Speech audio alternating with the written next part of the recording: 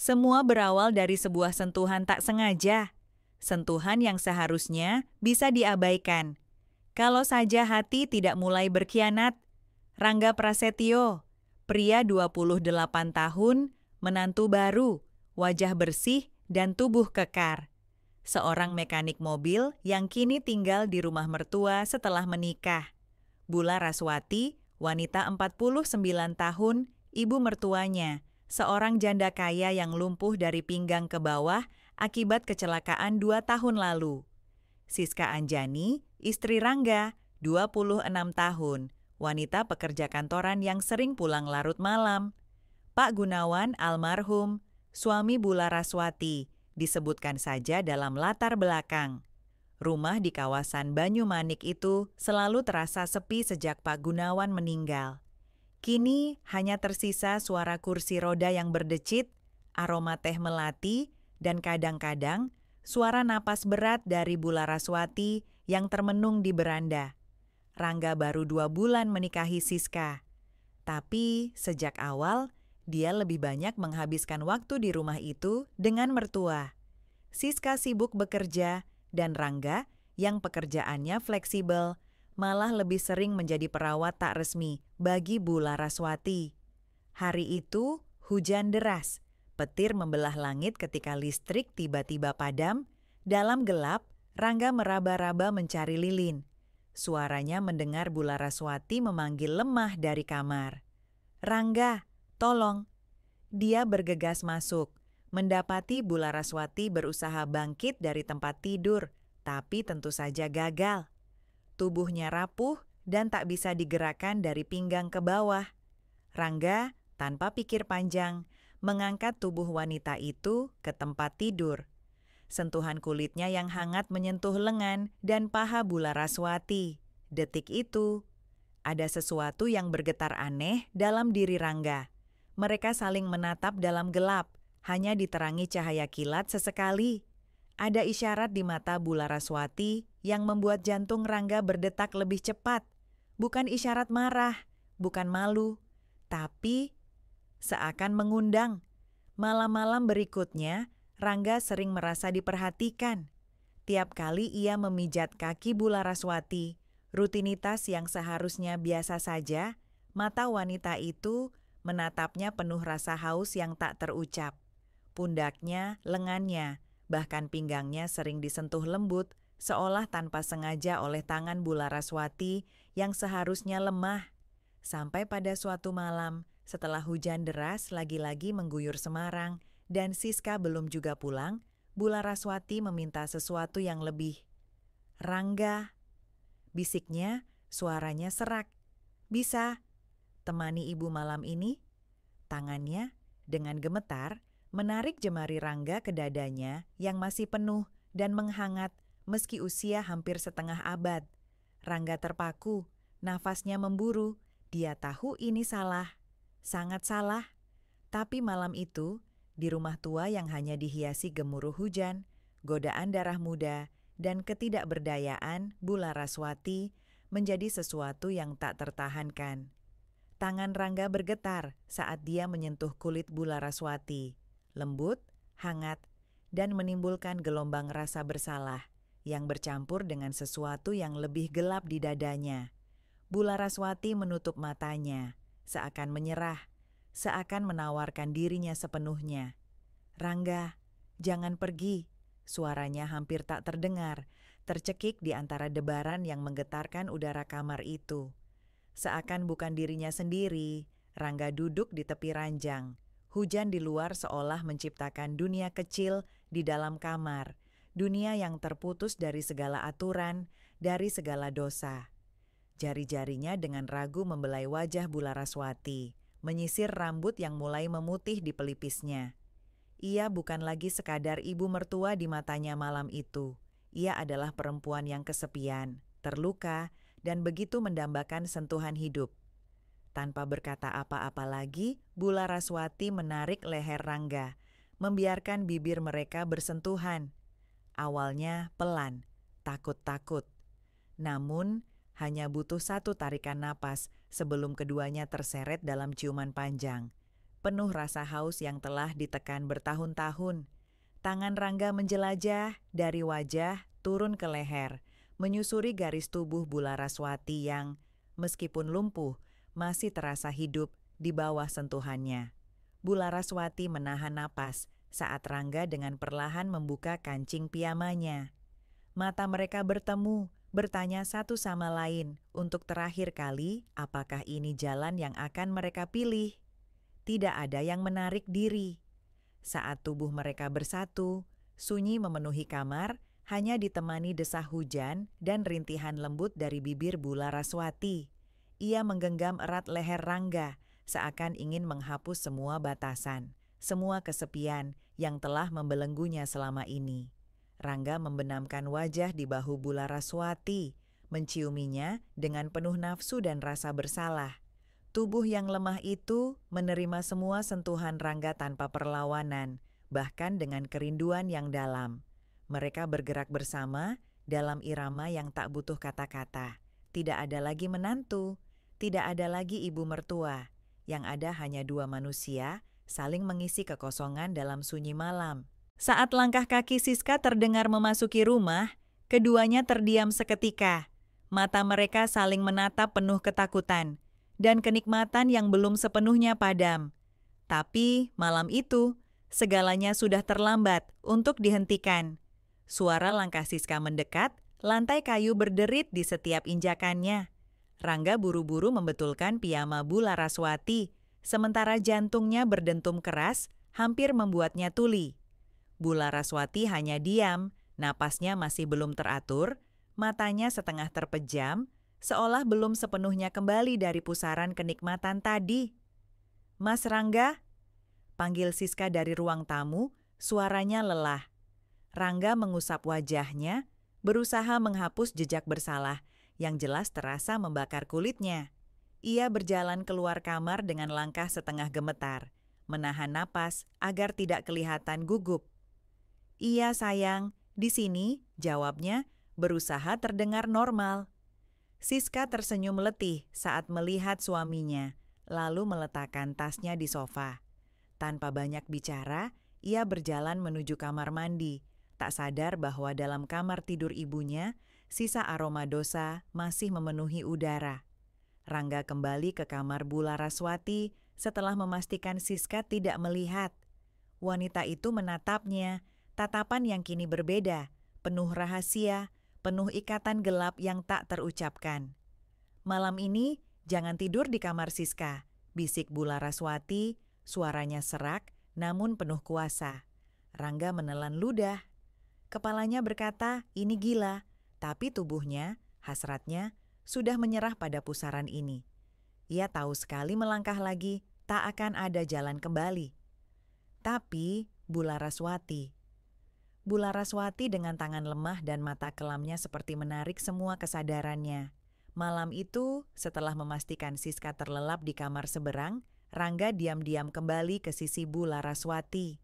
Tanpa banyak kata, mereka bersatu lagi, lebih panas, lebih berani. Kini, tanpa rasa bersalah yang menghalangi, hanya hasrat murni yang menuntun. Tubuh Rangga bergerak perlahan di atas tubuh Bularaswati yang lemah, namun penuh gairah. Dia menciumi tiap inci kulitnya, dari leher, dada, hingga perutnya. Bularaswati menahan rintihan di sela-sela gigitan kecil Rangga di kulitnya. "Ibu," bisik Rangga di telinga Bularaswati, suaranya bergetar. "Shh, jangan panggil aku begitu," sahut Bularaswati menatapnya dalam-dalam.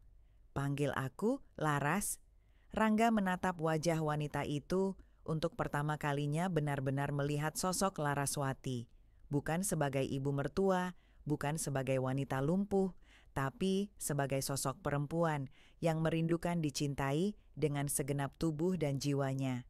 Ketika fajar mulai mengintip dari balik tirai, Rangga masih berada di sisinya, berkeringat, kelelahan, dan mabuk dalam pelukan terlarang itu. Di luar kamar, Siska bangun lebih awal, berjalan menuju dapur, tak tahu bahwa malam itu di rumahnya sendiri, sebuah rahasia kelam mulai tumbuh di balik pintu kamar ibunya. Hari-hari setelah malam itu berubah tanpa terasa. Rangga dan Laraswati menjadi semakin berani. Mereka menemukan bahasa rahasia lewat tatapan, sentuhan singkat, atau bisikan pelan di sudut rumah ketika Siska sibuk di kantor. Tidak ada lagi rasa malu di antara mereka, hanya ketergantungan.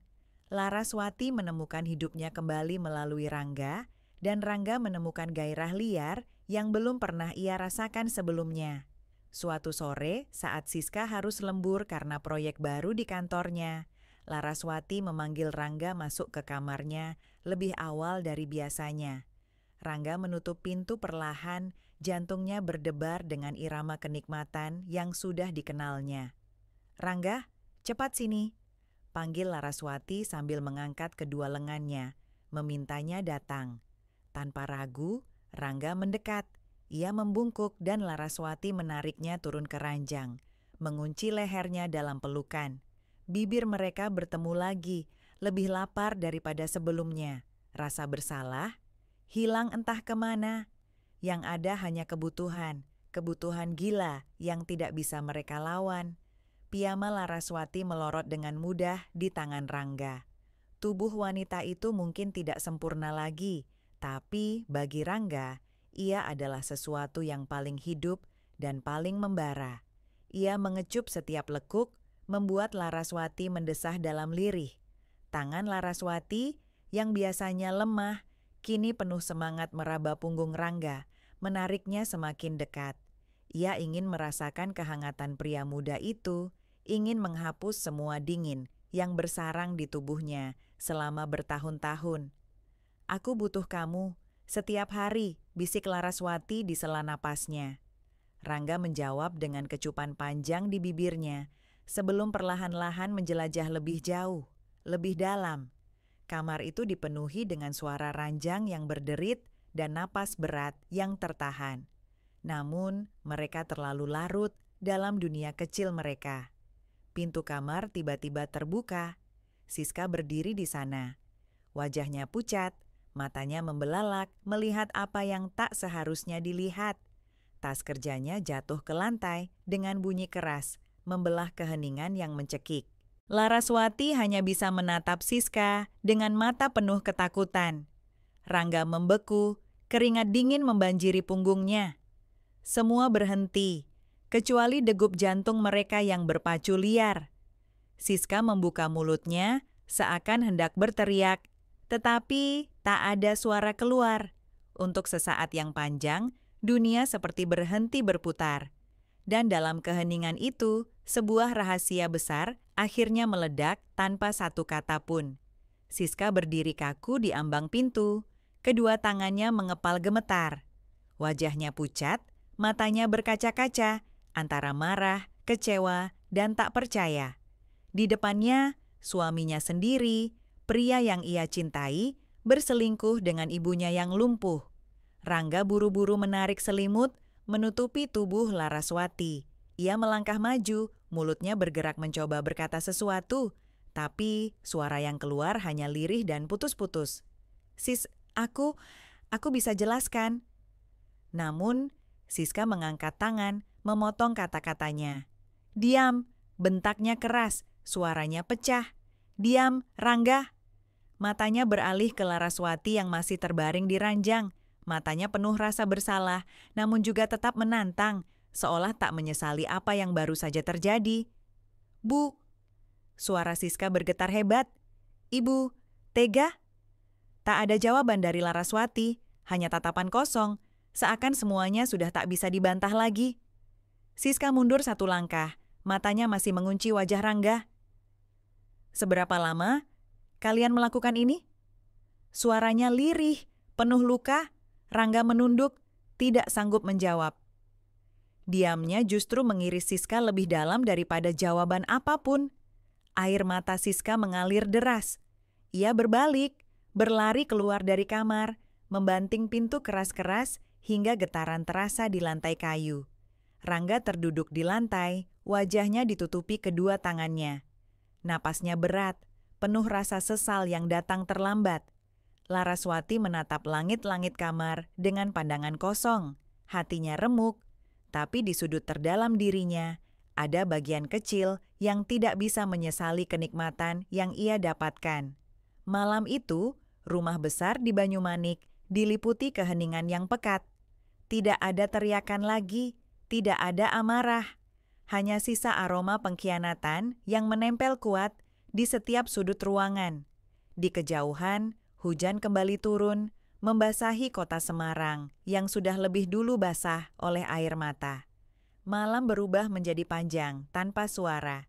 Rangga tetap duduk di lantai kamar, memeluk lututnya, pikirannya kacau. Sementara di luar kamar, suara langkah Siska hilang entah kemana. Mungkin mengunci diri di kamarnya, mungkin menangis dalam diam. Hanya suara hujan yang masih setia menemani. Beberapa jam berlalu. Akhirnya, pintu kamar diketuk. Bukan Siska, melainkan suara Bu Laraswati, lemah namun tegas. "Ranggan ke sini." Dengan langkah berat, Rangga mendekat ke ranjang. Matanya bengkak. Laraswati menatapnya dalam, tangan ringkihnya terulur, mengusap pipi pria itu. "Kamu tidak boleh menyerah begitu saja," bisik Laraswati. "Aku sudah menghancurkan semuanya," suara Rangga serak. Laraswati menarik napas panjang, lalu dengan suara pelan berkata, "Mungkin. Ini saatnya kita tidak lagi bersembunyi." Rangga menatapnya bingung. "Maksud ibu?" "Kita jalani ini." Suara Laraswati bergetar, tapi tetap kukuh. "Kalau Siska tak bisa menerima, biarkan. Aku tidak mau kehilanganmu. Aku sudah terlalu lama hidup dalam kekosongan." Rangga terdiam. Tawaran itu seperti pisau bermata dua. Kebebasan sekaligus kehancuran. Meninggalkan Siska berarti mengkhianati semua janji suci yang dulu ia ucapkan di altar. Tapi bersama Laraswati, hatinya berdebar dengan cara yang tak pernah dirasakannya bersama Siska. Malam itu, tanpa bicara banyak lagi, Rangga memeluk Laraswati erat. Ia memilih diam, memilih larut dalam pelukan wanita yang seharusnya menjadi sosok ibu, bukan kekasih. Pagi berikutnya, matahari bersinar malu-malu menembus tirai. Siska duduk di meja makan, mata bengkak, namun wajahnya dingin. Ketika Rangga turun bersama Laraswati, mendorong kursi rodanya, suasana membeku. Siska menatap mereka, lalu berbicara dengan suara datar. "Kalian berdua keluar dari rumah ini." Tidak ada emosi di nadanya, tidak ada air mata, hanya perintah sederhana yang terdengar lebih menyakitkan daripada teriakan sekalipun. Laraswati menatap putrinya dengan mata berkaca-kaca, tapi ia tidak membantah. Rangga menunduk, tidak berkata sepatah kata pun. Tanpa banyak barang, tanpa rencana apa-apa, Rangga mendorong kursi roda Laraswati keluar dari rumah yang pernah menjadi tempat penuh kenangan. Kini berubah menjadi saksi pengkhianatan paling pahit. Di luar, matahari bersinar terik, jalanan basah setelah hujan semalam. Langkah mereka menjauh perlahan, satu demi satu, meninggalkan rumah yang kini tidak lagi bisa mereka sebut rumah. Tak ada tujuan pasti, hanya dua jiwa terbuang, saling bergantung di tengah kota yang tidak pernah berhenti bergerak. Hari-hari setelah itu berjalan dengan cepat, namun semuanya terasa hampa bagi Rangga dan Laraswati. Mereka tinggal di sebuah apartemen kecil yang sepi, jauh dari keramaian, jauh dari segala kenangan tentang keluarga yang telah mereka hancurkan. Rangga menghabiskan waktu bekerja sebagai mekanik, sementara Laraswati lebih banyak menghabiskan waktu di kursi rodanya, terperangkap dalam pikirannya sendiri. Namun, meskipun jauh dari segalanya, keduanya masih merasa ada sesuatu yang mengikat mereka. Rasa bersalah yang tidak bisa diabaikan, tetapi juga gairah yang terus membara. Mereka mulai merasakan dampak dari pilihan mereka. Terkadang, Rangga melihat Laraswati, dan entah bagaimana, perasaan itu kembali datang, hasrat yang tak bisa ia kontrol. Ia tahu itu salah, mereka tahu itu salah. Tapi dunia di luar sana, dengan segala aturan yang ada, sudah tidak relevan lagi bagi mereka. Satu malam, setelah makan malam yang sunyi, Laraswati memanggil Rangga. Rangga, suara Laraswati lembut, namun mengandung beban yang dalam. Apa yang kita lakukan ini? Benar? Rangga menatapnya, jari-jarinya mengepal di atas meja. Aku tidak tahu. Aku tidak tahu lagi. Laraswati menghela napas panjang, wajahnya penuh keraguan. Aku tidak pernah ingin menghancurkan hidupmu, tapi aku tak bisa lagi hidup dalam kesendirian ini. Kamu datang, dan entah kenapa aku merasa hidup lagi. Semua rasa ini, aku tahu kita salah. Tapi bagaimana kalau ini adalah yang kita butuhkan? Rangga hanya diam, tidak mampu berkata apa-apa. Dalam hatinya, dia juga merasakan hal yang sama. Ia merasa terperangkap antara rasa bersalah dan hasrat yang tidak bisa ia hindari. Ketika ia memandang Laraswati, ada rasa sayang yang melampaui sekadar ibu mertua. Namun, di sisi lain, ia tahu bahwa hubungan ini bisa merusak hidup mereka lebih jauh lagi. Beberapa hari kemudian, saat Rangga pulang dari kerja dan membuka pintu apartemen, ia menemukan sebuah surat di meja makan. Surat dari Siska. Rangga membuka surat itu dengan hati yang berdebar. Isinya hanya beberapa kalimat, tapi cukup untuk membuatnya terperangkap dalam kebingungan yang lebih dalam lagi. Rangga, aku tidak tahu harus mulai dari mana. Aku sudah tahu apa yang terjadi. Aku ingin kamu tahu, meskipun hati ini hancur, aku akan pergi. Aku tidak bisa hidup dalam kebohongan. Kau bisa hidup dengan pilihanmu sekarang. Aku berharap kau bahagia dengan ibuku. Rangga memegang surat itu erat, seakan-akan itu adalah sebuah peringatan. Ia menatap Laraswati yang duduk di kursi roda, menunggu reaksinya. Tapi Laraswati hanya diam, matanya menunduk. Kita tidak bisa kembali, Rangga, bisiknya, hampir tak terdengar. Aku tahu, jawab Rangga pelan. Tapi, bagaimana kita melanjutkan ini? Laraswati menatapnya, matanya penuh kesedihan, namun juga keputusasaan. Aku tidak tahu, aku hanya tahu kita berdua kini terjebak di dunia yang salah. Malam itu, di bawah cahaya lampu yang redup, Rangga dan Laraswati kembali terdiam dalam kebingungannya. Dunia mereka kini terbalik, penuh dengan rasa takut akan konsekuensi yang akan datang, dan semakin sulit untuk menemukan jalan keluar. Namun satu hal yang pasti, mereka tidak bisa menghindar dari apa yang sudah mereka mulai.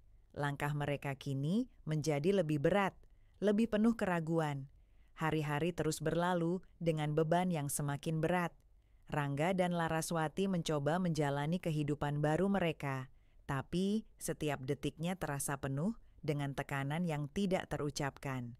Mereka semakin terisolasi, terperangkap dalam dunia yang hanya mereka berdua mengerti. Siska sudah pergi, meninggalkan semuanya, rumah, kenangan, dan hidup mereka yang dulu pernah tampak sempurna. Di dalam apartemen yang sempit itu, Laraswati seringkali terjaga di malam hari, menatap langit-langit, mengingat kembali masa-masa saat ia masih sehat. Ia tidak pernah merasakan kekosongan sebesar ini. Keputusan yang ia buat bersama Rangga telah mengubah hidup mereka selamanya. Rangga pun tidak bisa tidur nyenyak. Pikirannya berputar, menyiksa dirinya sendiri dengan pertanyaan-pertanyaan yang tak pernah bisa ia jawab dengan pasti. Bagaimana ia bisa memperbaiki semuanya? Bagaimana ia bisa hidup dengan diri sendiri setelah semua yang telah terjadi? Suatu sore, ketika Rangga pulang dari kerja, ia mendapati Laraswati menangis di kursi rodanya. Matanya merah, wajahnya basah oleh air mata yang sulit ia tahan lagi. "Apa yang terjadi, Bu?" tanya Rangga, berjalan cepat ke arahnya. Laraswati menatapnya dengan tatapan kosong, air matanya terus mengalir. Aku merasa seperti telah membunuh segala sesuatu yang pernah aku cintai," suara Laraswati serak, penuh penyesalan. "Aku tidak bisa hidup dengan diriku sendiri. Aku bukan lagi ibu mertua, bukan lagi perempuan yang bisa dicintai. Aku hanya menjadi bebanmu." Rangga mendekat, menunduk di hadapannya. Kita sama-sama terjebak, Bu. Kita tidak tahu apa yang terjadi, tapi kita harus menghadapi ini bersama. Laraswati menatapnya, mata penuh kebingungan. Apakah itu benar? Apa kamu masih ingin bersamaku? Atau kamu merasa terperangkap? Rangga menggenggam tangannya, seakan ingin meyakinkan dirinya sendiri. Aku tidak tahu lagi, Laras. Aku hanya tahu satu hal. Aku tidak bisa meninggalkanmu begitu saja. Namun, dalam kata-kata itu, Rangga merasa bahwa ia hanya berkata apa yang seharusnya ia katakan. Dalam hatinya, ia merasa semakin bingung dengan dirinya sendiri. Ia terjebak di antara dua dunia, satu dunia yang penuh dengan kesalahan dan rasa bersalah, dan satu dunia yang penuh dengan keinginan dan kenikmatan yang tak bisa ia kendalikan. Malam itu, setelah Laraswati tidur, Rangga keluar ke balkon. Ia menatap langit malam yang gelap, perasaan kosong menyelimuti dirinya. Di pikirannya ada bayangan Siska, wajahnya yang penuh kecewa, penuh air mata. Rangga tahu ia tidak bisa kembali ke hidup itu. Semua telah berubah. Dan sekarang, entah bagaimana, ia harus menghadapi dunia yang telah ia hancurkan. Esok harinya, Laraswati terbangun dan menemukan Rangga sudah tidak ada di apartemen. Hanya surat kecil yang tertinggal di meja makan. Laras, aku tidak bisa lagi melanjutkan hidup seperti ini. Aku tahu ini salah. Aku tahu aku harus memilih, dan sekarang aku memilih untuk pergi. Aku tidak ingin kita terus terjebak dalam kesalahan yang tak bisa kita perbaiki. Aku mencintaimu, tapi aku harus menemukan jalan keluar. Rangga Laraswati hanya bisa menatap surat itu dengan kosong, matanya kembali berkaca-kaca. Rangga telah pergi. Beberapa bulan setelah kepergian Rangga, Laraswati tetap tinggal di apartemen kecil itu. Tanpa kehadiran Rangga, semuanya terasa semakin kosong, lebih sepi dari sebelumnya. Ia tak pernah menghubungi siapapun, bahkan Siska yang sudah berbulan-bulan tidak terlihat. Keputusan-keputusan yang pernah diambil kini menjadi bayangan gelap yang terus mengikutinya, tak bisa ia hindari.